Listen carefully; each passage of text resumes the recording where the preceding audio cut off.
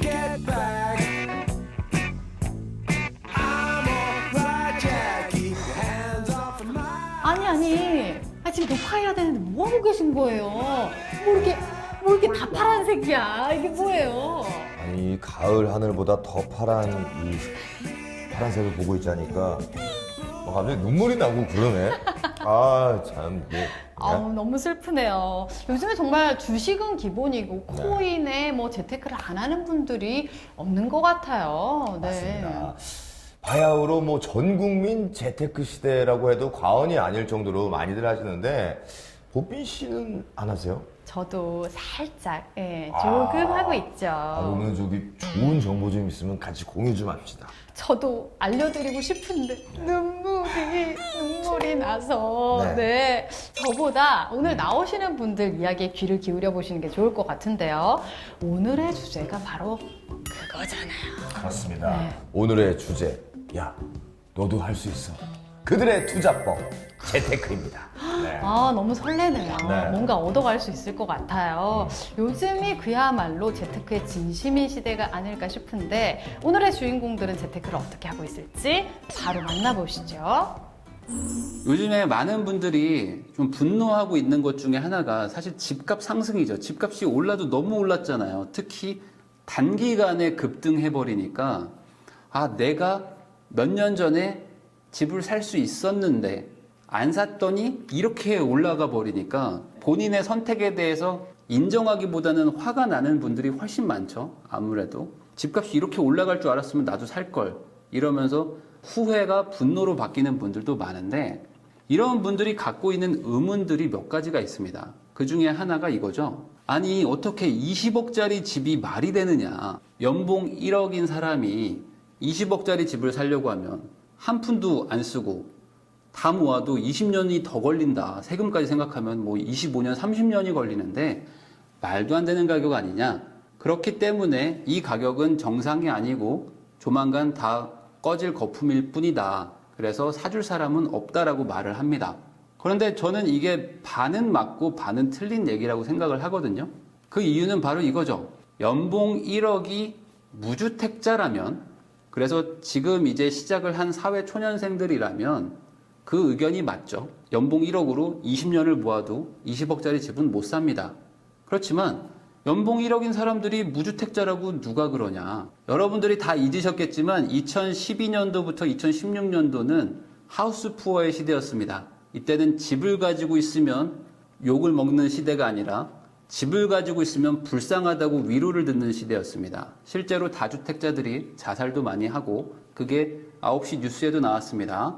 그러면 그 암흑기를 살았던 그 힘들었던 하우스 푸어 때 집을 가지고 있던 소유자들은 어떻게 됐을까요? 서울 아파트 중위 매매 가격을 보면은 2017년도에 6억 정도였는데 2020년도 4월에는 9억 2천만 원을 찍고 지금 21년 5월 기준으로는 9억 6천만 원을 돌파했습니다. 그러니까 서울에 평균적으로 아무거나 샀으면 6억이 9억 6천이 되는 시장이었으니까 못해도 4억 이상은 벌었다는 거죠. 그러니까 부자가 더 부자가 되는 상황이 지금 몇 년째 이어지고 있는 겁니다. 단순히 얘기해서 서울에 꽤 괜찮은 아파트를 하나 가지고 있었잖아요. 그러면 1주택자 기준으로 10억 번 사람들이 부지기수입니다. 자, 두 번째 의문은 바로 이거죠. 이 젊은이들은 이제 서울에 내 집 마련 못한다. 그러니까 이게 말이 되는 가격이냐. 2015년도 기사입니다. 서울에서 내 집 가진 30대는 얼마나 될까라는 기사에 그래프 그림이 하나 있어가지고 제가 가져왔는데 2015년도 기준이에요.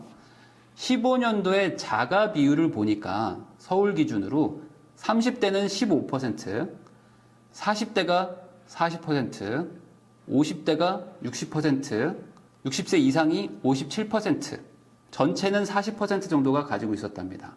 그러니까 전체 유주택자 중에서 대부분은 40대, 50대, 60대고 절반 이상이 5, 60대가 2015년 기준으로 서울에 집을 소유하고 있던 분들이에요. 그러니까 집값이 너무 비싸기 때문에 사줄 사람이 없다라는 것은 반은 맞고 반은 틀리다는 거죠. 이미 젊은 세대들은 집을 살 수 없을 만큼 격차가 벌어지긴 했지만 그 집들을 물려받는 젊은 세대들도 많다. 그리고 고소득자들도 계속 집을 사고 있고요. 저는 과하게 사라는 얘기는 하고 싶지 않습니다.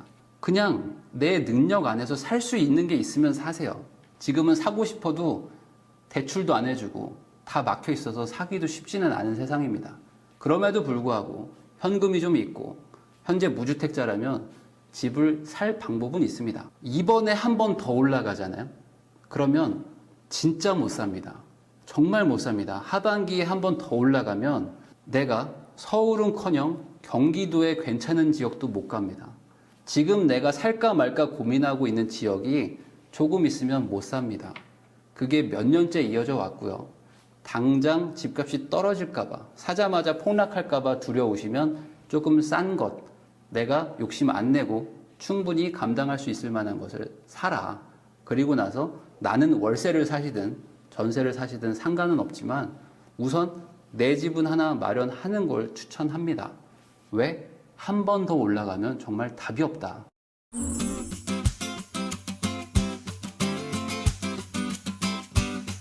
네, 첫 번째 영상은 그분입니다. 그분. 제가 아는 분이에요. 지인이에요? 그건 아니고 네. 저도 이분 영상을 참 많이 찾아봤거든요. 네, 부동산 넘버원 이분. 부동산 넘버원. 근데 부동산에 관심이 많으신 분들은 이분을 다들 아실 거예요. 그러니까요. 네, 그래서 빨리 얘기를 들어보도록 하겠습니다. 네. 자, 나와주세요. 네, 어서 오세요. 안녕하세요. 반갑습니다. 예. 네, 오, 키가 상당히 크시니까 빨리 네. 앉죠. 예. 빨리 앉도록 하겠습니다. 예. 네, 반갑습니다. 안녕하세요. 네, 반갑습니다. 나오시니까 벌써 음. 분해가 나. 저 그 얘기 하려고 그랬어요. 오, 그 분해가 나네. 분해. 부자 냄새가 나네. 자, 일단 소개 좀 부탁드릴게요. 안녕하세요. 너튜브에서 부동산 읽어주는 남자라는 채널을 운영하고 있는 부익남 정태익입니다.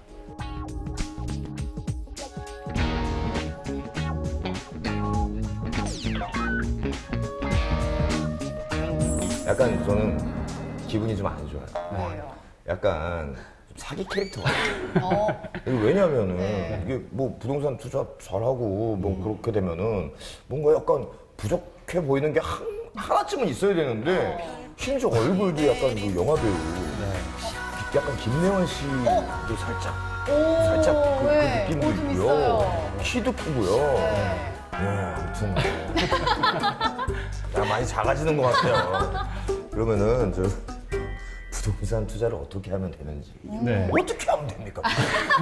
네? 아니, 너무 바로 들어가시는 거 아니에요? 아유, 너무 궁금해가지고. 네. 아니, 일단은 진짜 진심으로 네. 혹시 실례가 안 된다면 여쭤봐도 될까요? 네. 어느 정도? 사실 네. 신뢰인 거를 떠나서 네. 이런 얘기를 하면 되게 좀 부담스럽긴 하거든요. 그렇죠. 그렇죠. 네. 네. 많은 분들이 사실 궁금해들 하세요. 그런데 제 나이 또래 30대 후반에서는 그래도 한 상위 1% 정도가 들어갈 것 같아요. 그 정도는 될 거예요. 2%. 그러면은 네. 우리 태익이 형님께서 너무 폐쇄 전환이. 원래 돈 많으면 형님이라고. 그렇구나. 아니 근데 원래는 네. 대기업 직장이셨는데 네. 그 퇴사를 한 다음에 부동산 투자를 시작하셨다고 하는데 이게 쉽지 않은 결정이었을 것 같아요. 그렇죠. 네. 왜냐면은 뭐 안정된 직장을 다니고 있는데 어땠어요? 뭐 S모 기업에 네. 이제 취업을 했는데 네. 취업할 때 사실 너무 좋잖아요. 좋죠. 제가 그 합격 그 통지서를 메일로 받는데 그 이러고 내리고 받거든요.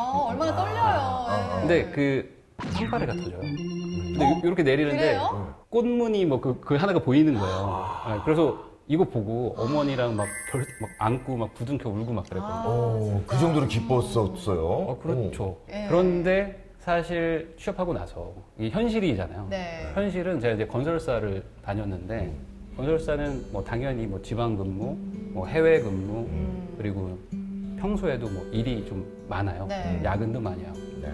그래서 제가 주 6일 하루에 한 15시간 뭐 이렇게 막 계속 했어요. 끝까지 다니지 못할 것 같다. 그렇기 때문에 차근차근 좀 준비를 해야 되겠다 생각을 해서 신입사원 때부터 이제 부동산 투자를 시작을 했거든요. 그래서 자발적으로 나온 케이스죠. 그러면은 퇴사한 거에 대해서 후회는 안 하셨겠어요, 나중에? 안 하겠죠. 뭐 다행히도 준비를 좀 잘 해가지고 네. 나와서 뭐 후회한 적은 없습니다. 그 먼저 영상에서도 봤지만 그 네. 본인 채널을 또 운영하고 계시거든요. 네네네. 근데 조회수가 많이 나온 그 영상이요. 그 조회수가 265만 회. 절대로 전세를 살지 말라는 그런 내용이에요. 어떤 내용인지 간략하게 다시 네. 한번 좀 설명을 해주시죠. 제가 이 영상을 한 4년 전인가 올렸거든요. 네. 제가 욕이란 욕은 다 먹었습니다. 네. 처음에 올렸을 때 그때만 해도 한 4년 전만 해도 그렇게 집값이 뭐 폭등 그렇죠. 시기가 아니었기 네. 때문에 네네. 왜 집을 사라고 하냐, 왜 전세 살지 말라고 하냐 막 그랬었는데 요즘에는 이제 성지순례 왔습니다라는 댓글이 좀 달리긴 해요. 4년 전이라니. 맞아요. 네. 현재 전세를 살고 있는 분들은 꼭 잘 들으셔야 될 얘기라고 생각합니다. 지금 전세 살면은 앞으로 어떤 일들이 벌어질까?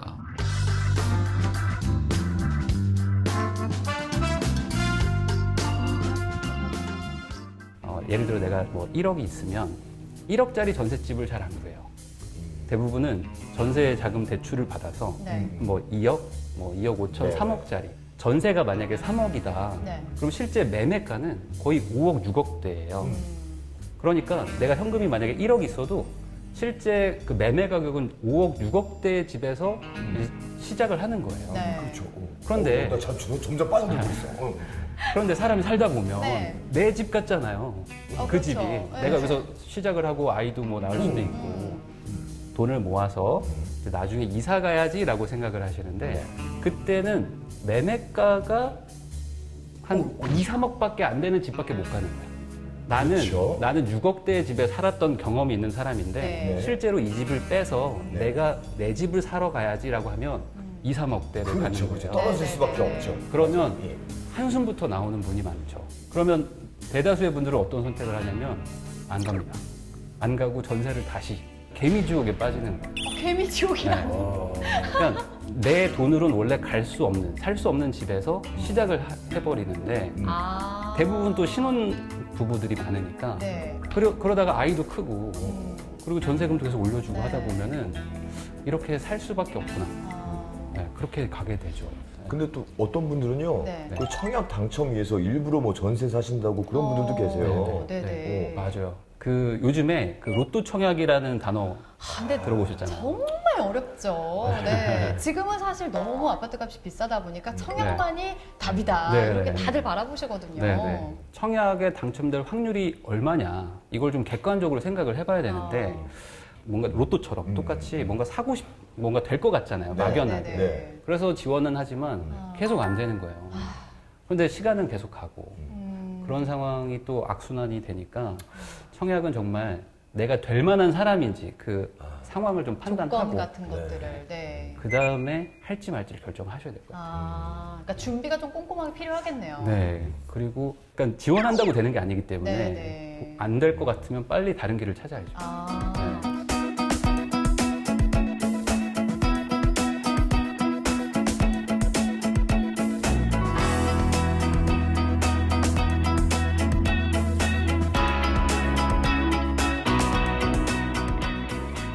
세상에 집이 없는 게 아닙니다. 내 마음에 드는 집이 없을 뿐이다. 이걸 먼저 그러니까 결심을 하셔야 될 것 같아요. 네. 네.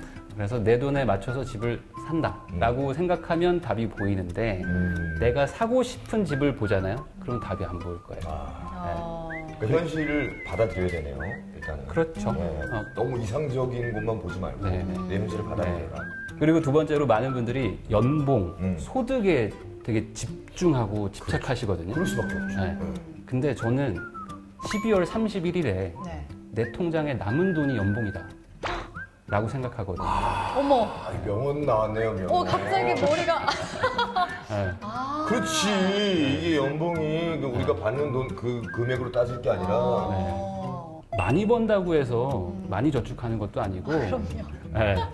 공감하세요? 아니, 많이 벌지도 않는데 많이 써가지고. 네. 그리고 적게 번다고 해서 저축을 못하는 것도 아니더라고요. 그렇죠. 핵심은 돈을 남겨야 돼요. 통장에. 네. 그리고 그 돈이 쌓여서 내 목돈이 되고 그 돈으로 집을 산다. 그렇죠. 네. 이거고 네. 그리고 세 번째로 집을 사는 거는 항상 결단이 필요합니다. 살면서 한 번도 집 사기 좋은 시절은 없으실 거예요.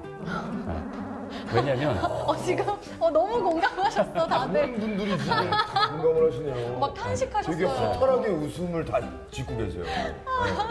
네. 왜냐면 이건 제 네. 경험으로 얘기를 하는 건데 네. 제가 이제 2010년부터 집을 샀는데 그때는 이제 막 하락기 막 초입이었어요. 네. 그래서 네. 그 중개사분이 저를 이제 앉혀놓고 우리 아들 나이라서 이렇게 얘기를 하는데 집 사지 마라. 야, 부동산에서 집을 중개사가. 사지 말라고. 진짜요? 네. 마지막으로 한번 생각해 보라는 어머. 거예요. 아들 같아서 하는 네. 얘기인데. 정말 아들 같아서 오. 얘기한다고. 네. 그런 경험도 정말 많이 했고 그래서 막상 하락기가 오면 또 더 떨어질까 봐 못 사요. 맞아. 네. 그리고 가격이 이렇게 횡보하잖아요. 네. 그럼 굳이 지금 사야 되나? 음. 좀 모아서 더 좋은 거 사지. 어차피 가격은 그대로일 네, 텐데. 그대로인데. 그리고 막상 올라가잖아요. 네. 그럼 내가 고점을 잡는 그러니까 거예요. 맞아요. 이제 떨어지면 어떡하지? 그래서 어차피 못 삽니다. 어차피 못 사요. 오늘 왜 이렇게 슬프지? 네.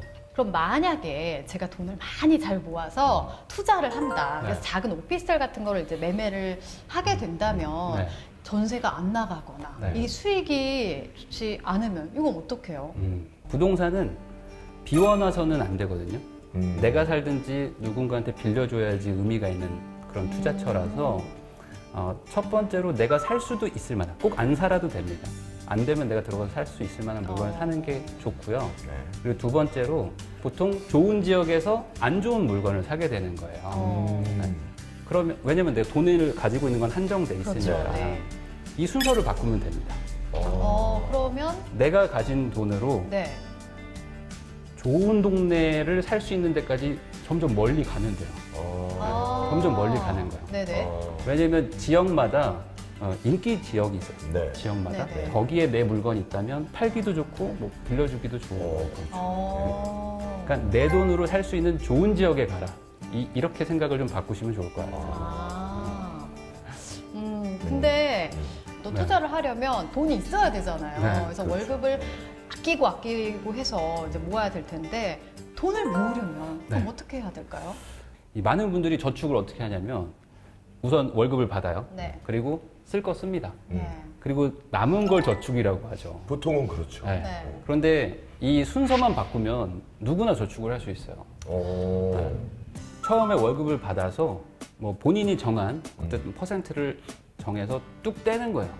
떼고 나서 남은 걸 가지고 생활을 하면 무조건 저축이 됩니다. 이건 간단한 거잖아요. 그렇죠. 그러면 사람이 이제 목이 마르면 우물을 파듯이 예, 예. 방법을 찾습니다. 어떻게든 찾는 거예요. 어떤 분들은 뭐 과외를 하기도 하고 아니면 뭐 알바를 하러 가기도 해요. 네. 우선 떼놨으니까. 네. 여기서 하나 더 좀 좋은 뭐 간단한 팁이라면은 네. 그 남은 돈을 현금으로 뽑는 거예요. 현금으로요? 네, 현금으로. 그래서 사주니까 4등분을 해요. 그러면 이 4분의 1의 현금 있죠? 이걸 지갑에 넣어놓잖아요? 그러면 보통 얼마나 갈 것 같아요? 그러면 아마 커피숍 못 갈 겁니다. 맞아요. 네. 많이 반성하게 되는. 시간이 아쉬워요. 지금. 끝나고 가셔야 돼요. 지금 완전 열공 모드세요. 네, 이렇게 집중해 보려고 하는데. 근데 뭐 앞으로 또 목표나 계획도 있을 것 같아요. 네. 제가 최근에 그런 얘기를 들었습니다. 저도 이제 내년이면 40인데 좀 하다가 뭔가 지치거나 좀 이제 좀 그만할까라는 생각을 할 때가 있잖아요. 그래서 저보다 조금 더 뭐 잘하는 분 이제 형님을 만나서 이야기를 했어요. 이제 그만 뭐 좀 천천히 좀 놔도 될까?라고 그런 얘기를 했더니 네. 그분이 명쾌하게 얘기를 해줬습니다. 뭐라고요? 내가 할 수 있을 때까지 해라. 어차피 조만간 못 하게 된다. 이게 악담이 아니고 저는 되게 좋게 들었거든요. 네. 그러니까 내가 하고 싶은 거를 평생 할 수 없다는 거죠. 그렇죠. 그러니까 할 수 있을 때까지 최선을 다해서 하면 그때 뭐 어떤 시간이 지나면 알아서 네. 그거 결론이 난다는 거죠. 어. 네, 그래서 그 얘기를 듣고 내가 지금 할 수 있는 거, 내가 지금 잘하는 거를 최대한 한번 열심히 하겠다라는 게 목표로 좀 바뀌었어요. 네. 정말 놓아도 될 때가 온다면 네. 그땐 산으로 한번 오세요. 예. 알겠습니다. 제가 산쪽을 잘 알고 있으니까요. 네. 힐링할 수 있는 곳. 다시 힘을 낼 수 있도록. 네. 네네. 오늘 진짜 도움되는 이야기를 예. 많이 듣게 된 것 같아요. 네. 오늘 바쁘신데도 이렇게 나와주셔서 네. 정말 감사합니다. 네. 감사합니다. 오늘 감사합니다. 감사합니다.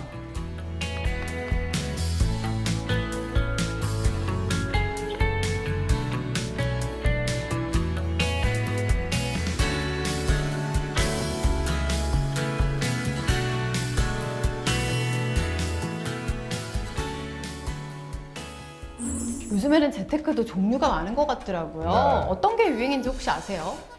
일단 뭐 주식, 뭐 코인도 있고요, 부동산, 그리고 뭐 그림도 있고 또 뭐가 있을까요? 몸테크도 있대요. 몸테크. 몸테크, 슈테크, 샵테크, 랩테크, 아트테크, 슈테크, 지금 랩 하시는 거예요? 그거 나도- 제 영역을 침범하시면 안 되죠. 랩은 제 영역입니다. 아트테크, 랩테크, 슈테크. 짱구는 못 말려, 더블비는 더 못 말려. 다음 영상 보시죠. 오늘은 지출을 줄이는 법 5가지에 대해서 이야기를 나눠보고자 합니다. 지출 줄이기가 어려우신가요? 그러면 오늘 영상을 끝까지 시청해주세요. 지출을 줄이는 법, 뭐가 있을까요? 지출은 정신력이다 라고 말씀드리고 싶어요. 너무나 흔한 얘기를 해서 조금 실망하신 분들도 계시겠지만 여러 가지 노하우들이 조금씩 있겠지만 정신력이 거의 90%다 라고 말씀드릴 수 있을 것 같아요. 제가 좋아하는 강사님이 하신 말씀이 있어요. 그 강사님이 재테크 책을 집필하면서 분석을 한번 해봤더니 돈을 잘 못 모으는 사람, 지출이 많은 사람들의 이유가 첫 번째, 월급이 적어서, 월급이 적으니까 저축할 돈이 없다. 두 번째, 은행 금리가 낮아서, 은행 금리가 낮으니까 은행에 보관할 필요를 잘 못 느끼겠다. 이런 분들. 그 다음에 세 번째, 지출 통제가 어려우니까 어쩔 수 없이 쓰게 된다가 이유였다고 합니다. 그런데 또 돈을 잘 모으는 사람들, 지출 통제를 잘하는 사람들을 봤더니 첫 번째, 월급이 작으니까 일단 무조건 은행에 넣고 선저축을 해서 내 지출을 통제하고자 한다. 두 번째, 은행 금리가 적은 것과 상관없이 은행에 보관을 한다. 나를 못 믿겠으니까. 세 번째, 소비 통제가 어려우니까 무조건 저축 먼저 한다. 그리고 선저축하고 후지출한다. 가 이유였다고 해요. 즉, 느끼셨나요? 저축을 잘하는 것과 저축을 못하는 이유가 거의 일맥상통하다라고 강사님이 말씀하시더라고요. 그 다음엔 뭐가 있을까요? 우리가 살면서 굳이 그렇게 많은 물건이 필요하지 않아요. 지금 이 시대는 너무나 많은 것들이 흘러 넘치는 시대인 것 같아요. 먹을 것도 마찬가지고요. 물건도 마찬가지예요. 금방 소비되고 버려지는 것들이 너무나 많아요. 환경적인 측면에서도 이것은 심각하고요. 우리 경제적인 측면에서도 이런 물건을 또는 이런 먹을 것을 굳이 먹지 않아도, 굳이 사지 않아도 되는데 오히려 저축을 하면 더 좋았을 것을 하는 것들이 분명히 있을 거예요. 그런 지출을 방지하기 위해서라도 생활 수준을 내 수입보다 한두 단계 아래로 사는 것이 지출 방지에, 절약을 하는데 도움이 되겠죠. 네, 뻔한 얘기입니다. 하지만 가계부는 기본이에요. 그래서 가계부만 잘 써도 집에 돈이 모여요. 이것은 제가 직접 경험한 거기 때문에 여러분들에게 자신 있게 얘기 드릴 수 있어요. 식비만 잘 잡아도 가계의 저축률이 훌쩍 올라가게 됩니다. 그리고 식비 지출을 얼마나 잘 통제하고 있는가만 봐도 이 가계의 재무 상태가 좋은지 나쁜지를 한눈에 파악할 수 있습니다. 식비를 줄였을 때 가장 큰 효과가 나고 또 가장 줄이기가 쉬운 항목이 바로 식비입니다. 지출 줄이는 법 5번째는 뭐가 있을까요? 바로 나만의 규칙 세우기입니다. 규칙이라고 해서 딱 지켜야 되는 규범 이런 건 절대 아니에요. 하지만 내가 지출을 줄이기 위해서 생활 습관을 조금 이렇게 교정한다 이런 느낌으로 생각해 주셨으면 좋겠어요. 규칙을 깨트릴 때도 분명히 있죠. 하지만 정해놓으면 어떻게든 웬만해선 지키려는 노력을 할 수 있잖아요. 그래서 조금 더 절약을 하는데 도움이 됩니다. 이렇게 5가지를 지키려고 노력하시면서 지출을 줄이고 저축률을 올려서 모두 다 종잣돈 또 목돈을 많이 마련하셨으면 좋겠습니다.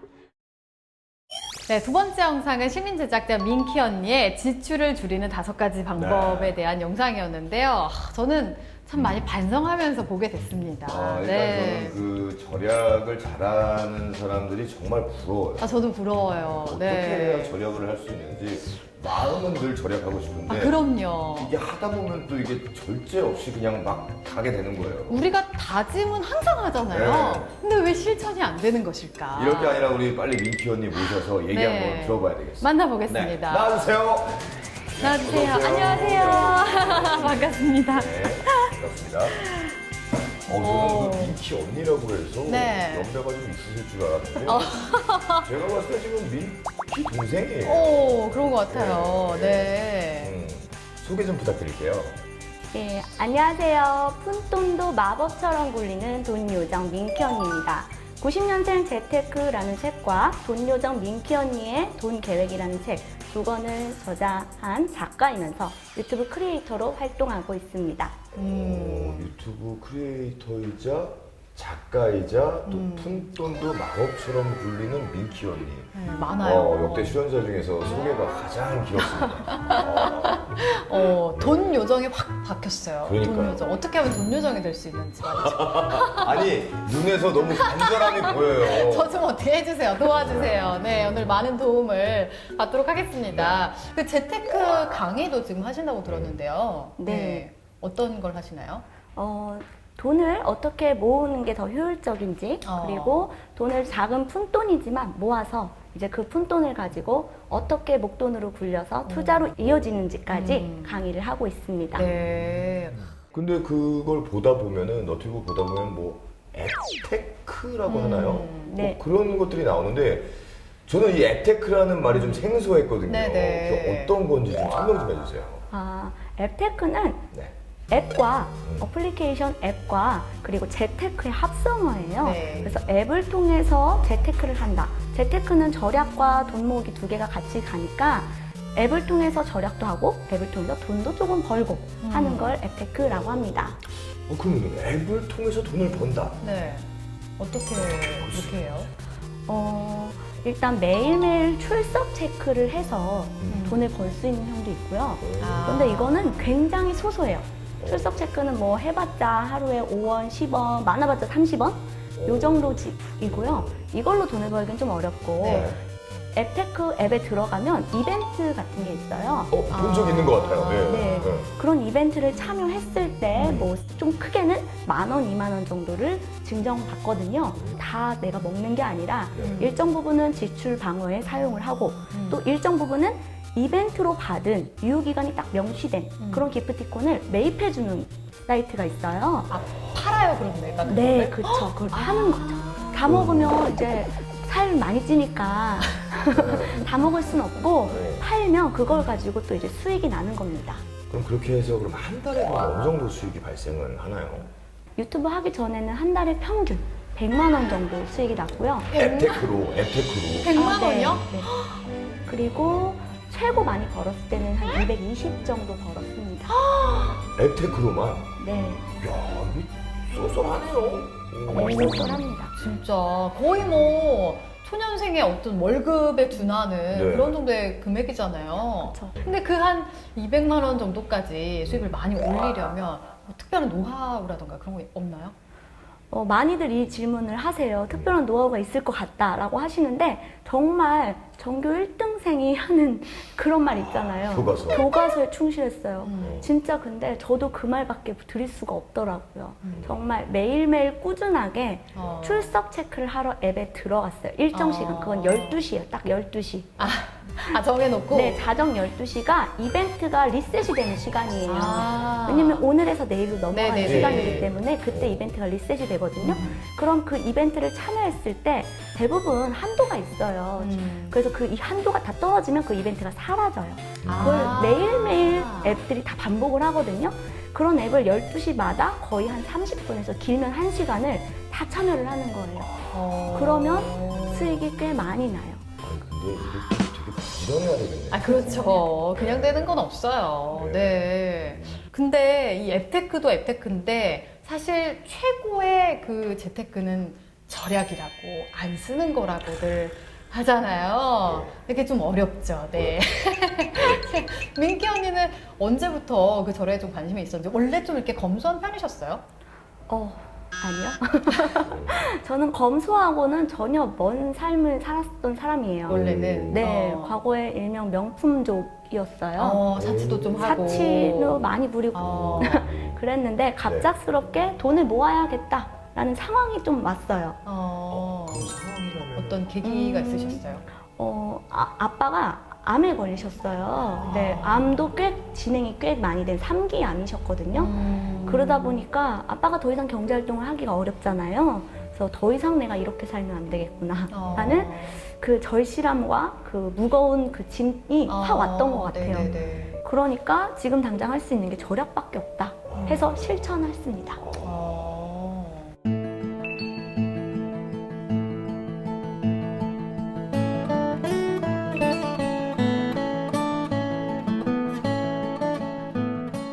그때부터 이제 돈을 쭉 모으기 시작을 한 거예요.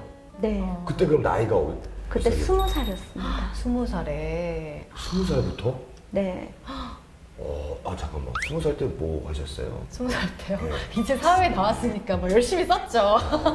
열심히 놀고, 네. 진짜 제가 20살 때 생각해보면은 정말 상상이 안 갑니다. 그때는 돈을 모아서 정말 모아야겠다 이런 생각 안 할 때잖아요. 그렇죠. 사실 한창 뭐 놀 때다 보니까. 근데 그럼 어느 정도나 돈을 모으고 이렇게 절약을 하셨었어요? 제가 버는 돈의 90%는 일단 저축을 했어요. 90%를? 잘못 들은 거 아니죠? 90%? 90%요? 그러니까 10%만 쓴 거예요? 네. 제가 처음에는 조금 극단적인 짠테크를 했어요. 왜냐하면 방금도 말씀드렸다시피 제가 명품족이고 네. 사치를 부리는 사람이었고 그리고 절약과 관련이 없는 사람이었잖아요. 그러다 보니까 과거의 저를 너무 잘 아는 거예요. 그래서 더 오히려. 혹독하게. 그래서 오히려 혹독하게 저에게 잣대를 들이밀었죠. 그러니까 돈을 거의 안 썼다는 얘기네요. 그렇죠. 7개월 동안은 네네. 거의 네. 나를 위해서는 돈을 안 쓴 거죠. 맞아요. 거의 7개월 동안 그렇게 했더니 통장에 한 1,000만 원 정도의 잔고가 모이더라고요. 그 다음부터는 이제 조금 나를 위해서 조금 모두 쓰면서 한 80% 정도 저축을 했던 것 같아요. 그 20대 그 초반의 나이에. 네, 근데 90%를 하다가 80% 저축을 하니까 굉장히 살만한 거예요. 그게 또 그런 게 있군요. 그 다음에는 이제 저만의 현타 극복 방법을 좀 만들려고 했어요. 그러니까 어떤 궁금하시나요? 걸? 진짜 궁금한데요. 제가 좋아하는 게 무엇인지, 제가 어떤 사람인지를 조금 저를 많이 찾으려고 했던 것 같아요. 제가 좋아하는 게 무엇인지를 찾아봤을 때 저는 명품 가방을 좋아해요. 그럴 수 있어요. 그럴 수 있죠. 그렇죠. 네. 얼마나 예뻐요. 사실 저도 좋아합니다. 그럼요. 네네. 그래서 그거를 하기 위해서 지금 열심히 하고 있다라고 생각을 좀 정신승리죠. 어떻게 보면 큰 거를 위해서 내가 지금의 희생은 감내하겠다 이런. 네. 그런 생각을 했고 그리고 저는 그 카페에 가서 예쁜 카페에 가서 커피 한 잔 마시면서 밖에 쳐다보고 뭐 이런 게 좋더라고요. 그래서 그 한 달에 열심히 저축을 하고 내가 하고자 했던 걸 이뤘다면 꼭 그런 시간을 가지려고 노력을 했어요. 그러니까 소소한 거, 돈 많이 안 드는 거. 명품 네네네. 가방은 돈이 많이 들잖아요. 근데 그런 거는 최대한 1년에 한 번 하려고 노력을 했고요.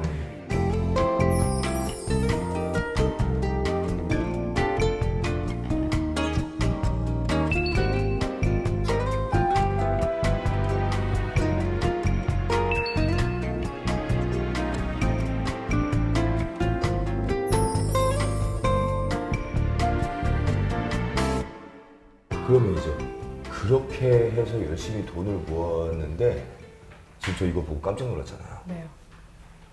27살에 네. 2억이 되어 오탄한 거 아닌가요?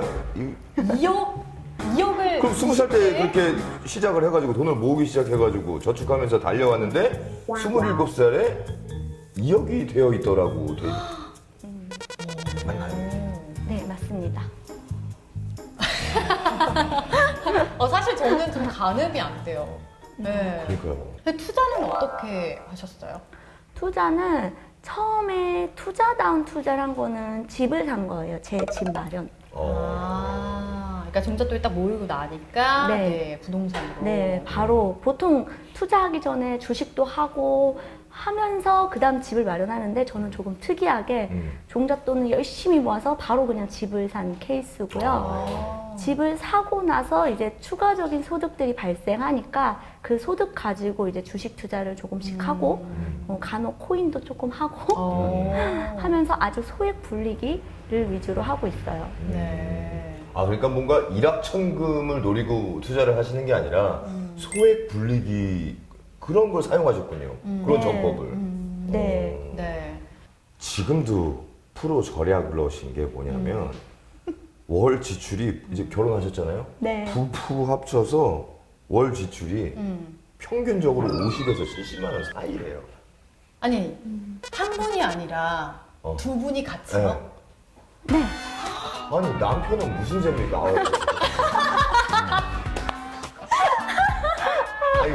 아니 남편분도 그렇게 절약 원래 잘 하시는 분이었나요? 남편은 원래 절약을 잘하는 사람이고요. 잘 만나셨네요. 이게 사람도 성향이 있는 것 같아요. 정말 맞아요. 무관심한데 절약 잘하는 사람들 있잖아요. 네네.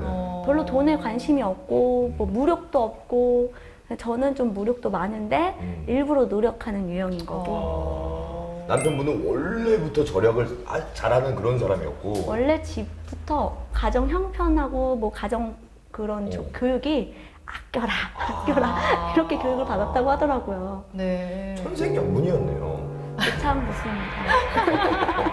아니, 근데 어떻게 이게 가능해요? 50만 원에서 70만 원을 부부가 이렇게 쓸 수 있고. 그러니까 이게 왜냐면 식비 생각하면요. 네. 그리고 아무래도 결혼하면은 또 나가는 돈이 많아지거든요. 이게 앱테크를 통해서 이렇게 하는 거예요. 실제 앱테크를 통해서 지출 방어한 금액까지 다 따져보면 한 달에 저희가 쓰는 비용은 약 200만 원 정도 쓰더라고요. 그러면 보통 조금 넉넉히 그렇죠. 쓰고 네네네네. 사는 집인 거잖아요. 근데 포인트 쓰고 뭐 기프티콘 쓰고 해서 70에서 50 정도 제 통장 돈은 그 정도밖에 안 나가는 거죠. 저희가 앞에서도 영상에 봤지만 이 생활 속에서 지출을 줄이는 방법, 이 사실 제일 중요하잖아요. 네, 좋은 방법 뭐가 있을까요? 어떤 것부터 시작하면 될지.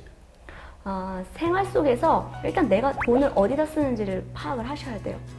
아니, 근데 사실 제가 큰 지출을 하는 것도 아니거든요.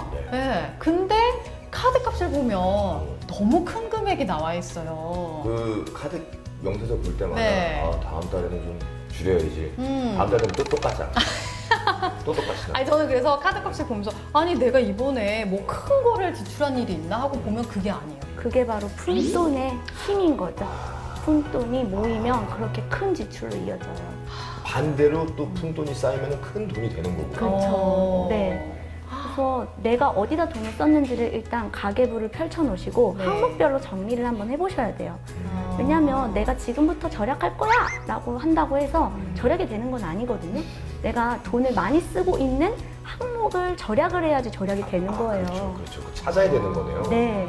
일단 분석을 하셔야겠죠. 네. 내가 어디다 돈을 많이 썼는지. 그리고 아까도 계속 말씀드리다시피 내가 좋아하는 게 무엇인지. 거기는 조금 여유롭게 돈을 쓰는 거예요.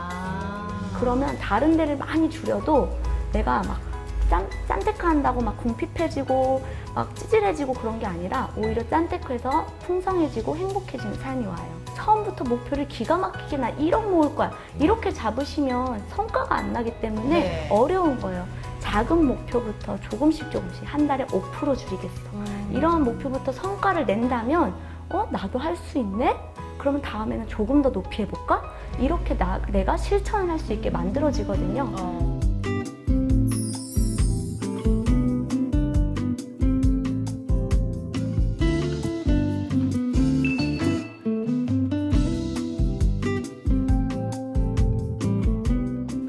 과정이 필요한 건데 너무 의욕만 앞선 나머지 그 초반에 있는 과정을 생략하는 경우가 많잖아요. 맞아요. 그러니까 푼돈부터 아끼는 것부터 시작해야 되겠다는 생각을 저도 이제 했어요. 네, 예. 진짜. 저도 가계부도 써보면서 네. 일단은 막 큰 돈 모으겠다라는 것보다, 그러니까 부부의 그 지출도 한 30만 원 정도 일단 줄여보자. 이 정도 목표를 잡으면 어떨까. 네. 네, 이런 생각이 드네요. 네.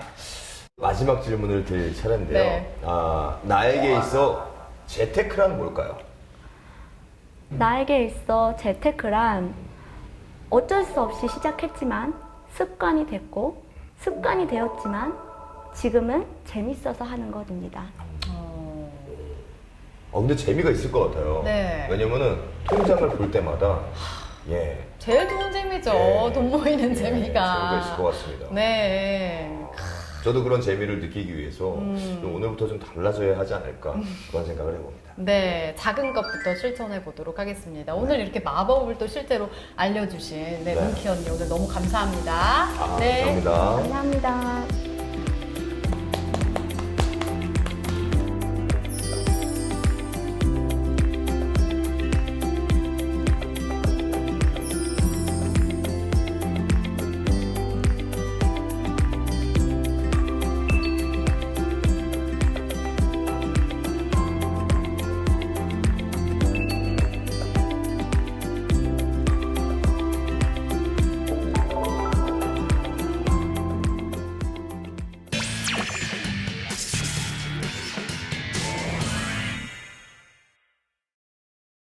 나는 빌라에서 받는 월세로 내 의식주를 해결한다. 이런 삶을 만드는 것은 생각보다 어렵지 않다. 3가지만 포기하면 가능하다.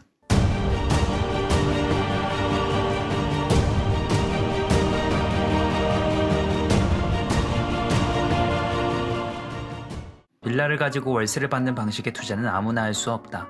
짜장면을 선택하면 짬뽕을 포기해야 하듯이 월세 수익형 투자를 선택하면 포기해야 하는 것이 있다.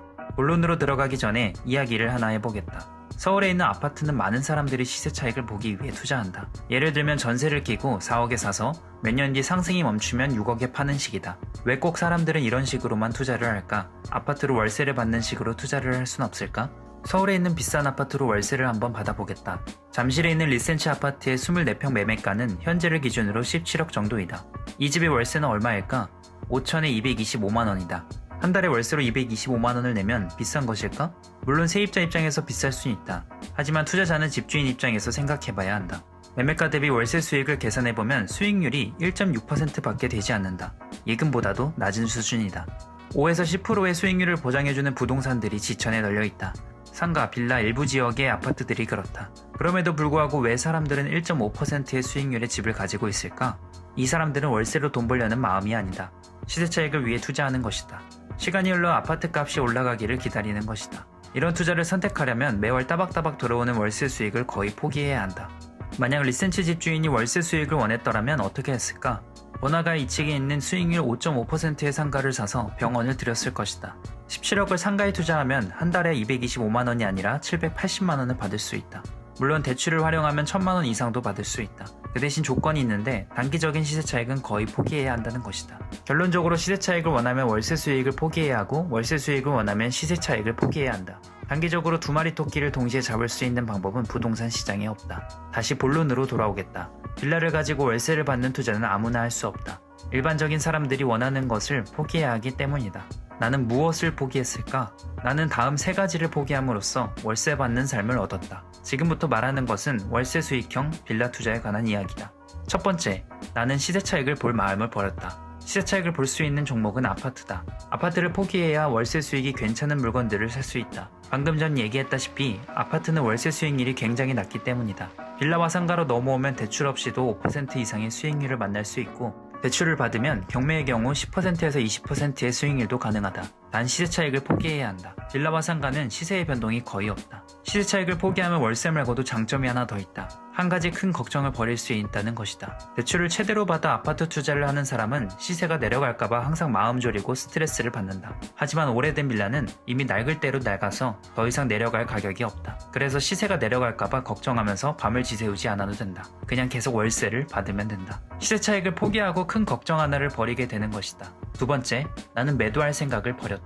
나는 부동산을 사서 되팔 생각이 없다. 이게 나 혼자만의 독단적인 생각은 아니다. 낡고 오래된 빌라를 사는 사람들은 다들 이렇게 생각하고 있다. 우리들 사이에선 부동산은 파는 게 아니다 라는 말이 돈다. 황금알을 낳는 거위를 굳이 팔 필요가 없다는 것이다. 이건 너무나도 당연한데 10%에서 20%의 좋은 수익률을 주는 부동산을 팔아야 할 이유가 없다. 접근과 예금보다 몇 배가 빠르다. 그리고 더 좋은 이유는 먼 미래에 있다. 먼 훗날 재개발 재건축이 되는 시기가 찾아온다. 그때까지 월세 받으면서 기다리면 된다. 동료 중 한 명은 오래된 빌라를 사자마자 재건축 제안이 와서 1년 뒤 신축 빌라로 돌려받을 예정이다. 1억 6천에 산 낡은 빌라에 추가 분담금 8천만 원을 내면 3억 4천짜리 새 빌라가 되어 돌아온다. 두꺼봐 헌집 줄게 새집다오. 이야기는 현실에서 이루어지고 있다. 오래된 빌라의 주인들은 헌집을 갖고 있다가 항상 새 집으로 돌려받는다. 누가 빌라 투자를 한다면 미래 걱정을 안 했으면 좋겠다. 오래된 빌라는 시간이 흐르면 결국엔 누가 와서 부수고 새 집을 지어준다. 그때까지 계속 월세를 받으면 된다. 세 번째, 나는 대박을 바라지 않는다. 부동산 투자 입문자들은 아파트로 몇 억씩 돈 벌었다는 이야기를 주변에서 듣곤 한다. 그리고 기대에 부풀어 일확천금을 꿈꾼다. 나도 그랬었다. 전 재산을 털고 대출을 최대로 받아 아파트를 살까도 했었다. 하지만 그러지 않았다. 전 재산을 털어 아파트를 사면 확실히 대박을 만날 수도 있다. 하지만 올라가지 않거나 내려가면 그때부터 인생이 꼬여버린다. 감당할 능력이 안 되는데 큰 돈을 벌려고 하는 것은 위험하다고 생각한다. 나는 대박나는 것을 포기하고 작은 경험들을 해나가는 것을 택했다. 작은 빌라들로 수익을 늘려나가면서 점점 역량을 키워나간다. 천재들은 처음부터 잘할 수 있겠지만 나는 그런 사람이 아니다. 한 계단씩 올라가는 것이 안전하다고 생각한다. 그래서 대박은 아니지만 하는 만큼 성과가 나오는 빌라 경매 투자를 한다.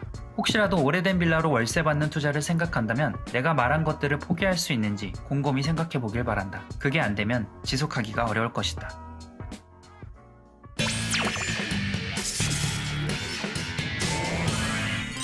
안녕하세요. 알찬TV입니다. 목표를 설정하고 돈을 모아야겠다 마음먹으면 우리는 오늘부터 당장 돈 아껴 써야지 생각하죠.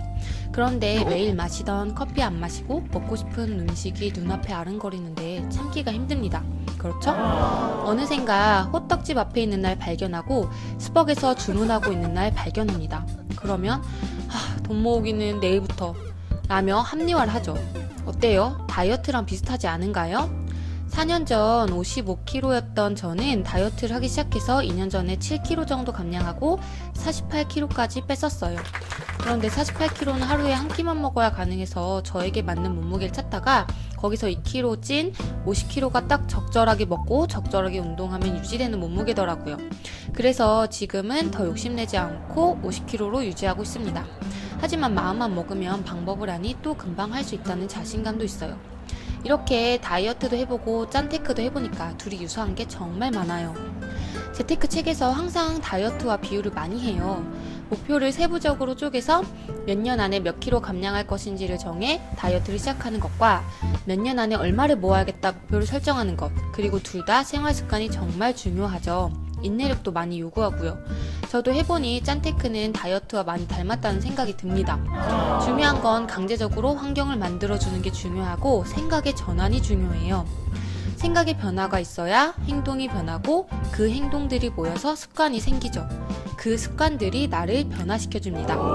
그럼 인트로가 왜 이렇게 기냐? 짠테크에서 강제적인 환경을 만들어주는 게 저는 주식 투자라고 생각합니다. 저번 영상에서도 언급했듯이 내가 사용할 금액 최소한만 남겨두고 월급이 들어오면 바로 주식을 매수합니다. 자, 그러면 쓸 돈이 없으니 뭘 사지도 못하고 신용카드도 없으니 내 통장 안에 있는 돈만 사용해야 해요. 좋든 싫든, 맞죠? 집안에 있는 모든 과자와 음료수, 아이스크림을 없애고 채소와 소량의 과일, 달걀, 고구마로 냉장고와 식단을 채우는 것과 동일합니다. 그러면 돈이 없기 때문에 이거 살까 말까 고민할 필요가 없어요. 왜? 못 사니까. 오늘 저녁 라면 먹을까? 달걀 먹을까? 고민할 필요가 없어요. 왜? 집에 라면은 없고 달걀만 있으니까. 그럼 이걸 유지하려면 뭐가 중요할까요? 생각의 전환입니다. 내가 이렇게까지 해야 돼? 생각하는 건 그만큼의 절실함이 없어서 그래요. 내가 이 목표를 정말 원하는지, 정말 원한다면 어디까지 희생하고 감내할 수 있는지를 조용히 생각해 볼 시간이 필요해요. 저는 이 시간을 위해 책 읽기와 생각 정리하기, 명상 등을 이용했습니다. 정말 내가 마음속 깊이 원하는 게 뭔지를 생각하는 시간들을 많이 가졌어요. 그러다 내가 정말 원하는 거다 하는 순간 누가 시켜서가 아닌 자발적 행동이 나옵니다. 그럼 생각의 전환은 나의 행동을 어떻게 변화시키냐? 스타벅스 커피를 마시고 싶다. 스벅커피 매일 2주를 마시면 삼성전자 우선주 1주 살 수 있네? 커피는 마시면 사라지지만 3전우는 돈을 불려주잖아? 이렇게 생각하면 어떤 걸 선택하게 될까요? 내가 무엇을 원하는지 깊이 고민해봤으면 두말할 것도 없이 후자를 선택합니다. 두 번째 생각의 전환은 사람들이 스벅커피를 들고 다니는 걸 보고 명품 가방을 들고 다니는 걸 보면서 부러워하는 게 아니라 기분이 좋습니다. 왜? 내가 스타벅스와 명품 기업의 주식을 샀으니까, 내가 주주니까, 내가 동업하는 기업을 사람들이 좋아하고 많이 팔리는 걸 보면 기분이 좋은 거죠. 매출이 늘면 당연히 주식도 올라가겠죠. 그럼 스벅커피를 마실까요? 스벅 주식을 살까요? 저는 이런 생각의 전환이 자연스럽게 주식 매수로 이어졌습니다. 어때요? 생각보다 돈을 절약하는데 주식이 굉장한 도움을 주죠. 소비하는 것보다 투자하는 것에 가치를 두니까 참는 게 아닌 선택이 되었어요. 내가 선택한 거죠. 소비보다 투자의 가치가 훨씬 크다고 생각하기 때문입니다. 주식 투자의 방향성만 제대로 된다면 저는 돈을 모으면서 투자를 하는 게 더 도움이 많이 된다고 생각해요. 한 가지 더, 돈이 불어나는 즐거움을 느끼면서 동기부여가 되는 선순환이 계속됩니다. 살이 2kg 빠졌어요. 옷을 입어봅니다. 옷태가 훨씬 예뻐져서 만족스러워요. 그럼 다이어트가 계속 유지될 가능성이 크겠죠. 주식도 마찬가지예요. 내가 아낀 돈들을 주식에 넣었는데 한 달, 2달 후에 보니 돈을 벌어왔어요. 그럼 그때부터 어떻게 될까요? 주식에 더 돈을 투자하고 싶어서 자연스럽게 절약하는 게 몸에 배입니다. 믿기 어렵다고요? 한번 바로 시작해보세요. 물론 돈이 돈을 벌어오는 기간이 한두 달이 아닌 1년이 될 수 있어요. 그건 종목 선택에 따라 시장 상황에 따라 달라질 수 있죠. 하지만 바로 전 영상에서도 얘기했듯이 주식에 대한 믿음이 있다면 조급해하지 않습니다. 수익이 파란불로 보여요? 아, 그럼 내가 손해를 입었다. 이렇게 생각하는 게 아니라 지금 저렴하니 더 사야겠다는 생각이 듭니다. 주식을 더 사려면 아껴야죠. 안 써야죠. 처음 시작하시는 분들은 ETF나 우량주를 사시고 돈이 불려져가는 기분을 한 번이라도 느껴보셨으면 좋겠어요. 그럼 동기부여가 저절로 됩니다. 오늘은 짠테크를 하면서 왜 주식 투자가 필수인지에 대해 이야기해봤어요. 지금 생각해보니 종잣돈을 모으면서 주식 투자를 한 게 참 잘한 일 같습니다. 돈이 돈을 벌어오는 그 느낌, 여러분들도 꼭 경험해보셨으면 좋겠어요.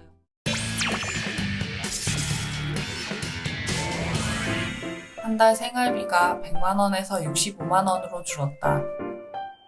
지난달까진 신랑과 나 둘 다 백수여서 삼시세끼를 집에서 해먹느라고 식비가 꽤 많이 들었지만 이번 달부턴 신랑이 취직하면서 아침 점심을 회사에서 먹고 기름값도 나오고 해서 여유가 생겼다. 이번 달엔 장을 한 번밖에 안 보고 외식이나 배달을 많이 한 편이다. 밖에서 먹으면 한 끼에 15,000원, 2만원에서 끝나지만 장 본다고 마트를 가게 되면 과자에 고기에 안 사도 될 것까지 사게 되면서 오히려 배보다 배꼽이 커지는 게 아닌가 싶었다. 대신 신랑 지출을 보면 간식을 사느라고 편의점을 많이 다녔다. 이벤트로 살 수 있는 게 있으면 라면이나 밀키트 종류를 샀고 개인적으로 사고 싶었던 캠핑용품과 화장실에 줄눈 시공하는 것도 샀다.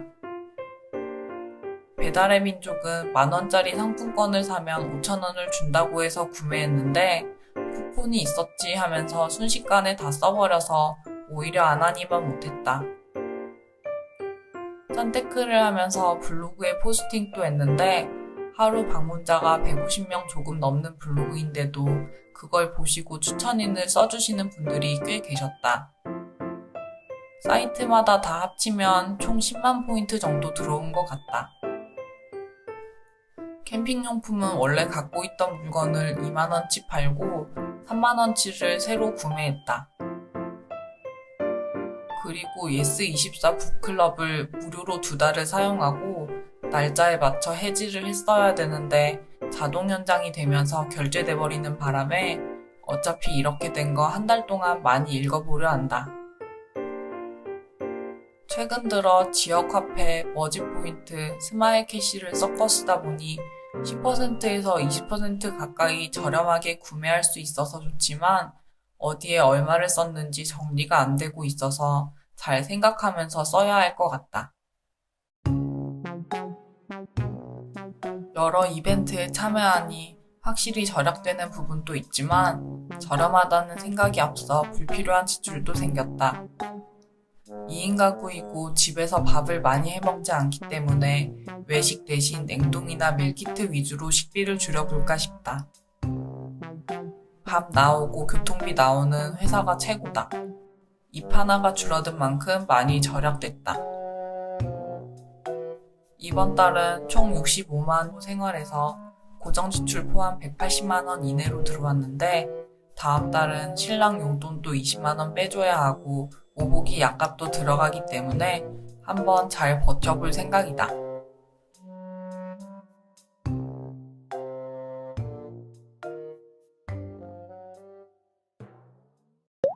TBS